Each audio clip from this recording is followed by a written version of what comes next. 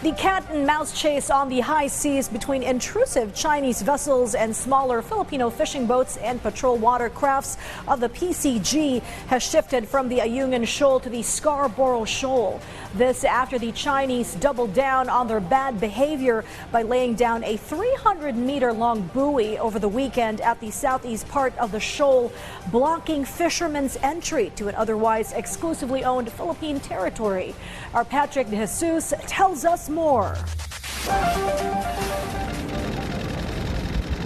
This is like a cat-and-mouse chase down between China Coast Guard personnel on board a rigid-hull inflatable boat and a Filipino fisherman in his fishing boat.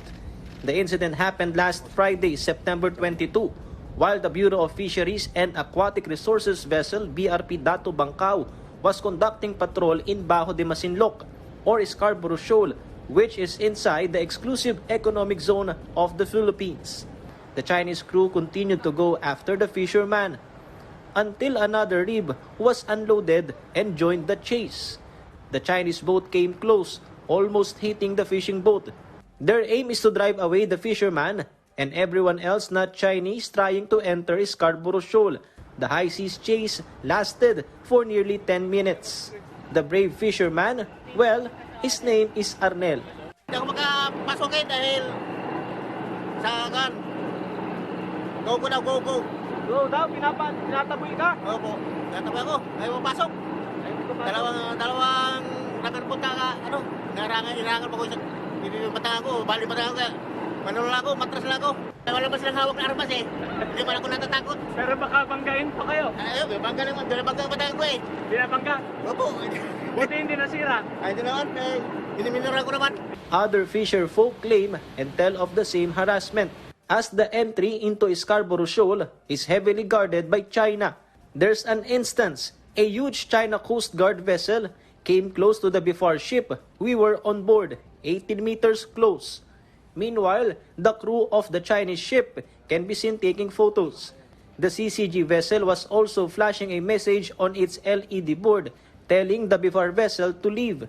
Pinoy fisher folks say China's act of harassment denied them of their livelihood inside the shoal, teeming with fish and marine life. Parang nakakasamang loob din sir sa atin to, tapos tinataboy tayo ng mga Coast Guard ng China. Laking tulong po sa amin yung bahura na ito, gawang lalo pag may masamang panahon, pwede po kami magkuble dito. Kaso ano nangyayari? Ngayon nga po, hindi kami makalapit. Malayo pa lang po kami, haharangin na kami nila. Natakot naman po kami. Yun lang po, dyan lang po kami sa mga ganyan. O kaya uwi na lang po kami na walang mabitbit. Minsan wala kayong huli? Wala rin po sir, bawal naman po kayo magkuble dito. Pag malakas yung panahon, may panahon, masamang panahon. Minsan uwi na lang na walang luhaan. At the entry to the shoal, a 300-meter chain of buoys has been laid out. From underneath, thicker ropes and chains are clearly visible. Dead corals can also be seen in the seabed of Bajo de Masinloc. The actual installation of floating barriers by China's Coast Guard and militia vessels was caught on record by the PCG. This was condemned by the government as it prevents Pinoy fisher folk from entering the shoal. Kahit anumang bansa ang magpipigil sa mga Pilipino na mangisda ay violation of the UNCLOS and international law. So ito po ay kinukundina ng National Security Council. Ito po ay meron na po kaming ipapadala na report sa ating Pangulo tungkol dito. Tungkulin po ng NSC na laging ipaalam sa Pangulo yung mga importanteng kaganapan sa Ayungin man or sa Bajo de Masinloc man or sa ibang lugar sa Kalayaan Island Group. At yan po, no? As far as the NSC is concerned, ay nakapag-report na po kami sa ating Pangulo tungkol sa isyong ito. The BIFAR and PCG conducted a resupply mission for fisher folk in Bajo de Masinloc. The BIFAR ship BRP Dato Bangkao anchored for 2 days near Scarborough and was swarmed by fishing boats. They received free diesel, which is a big help for them to stay longer on the sea and catch more fish. Food provisions were also distributed. To express gratitude, they voluntarily shared some of the fish they caught.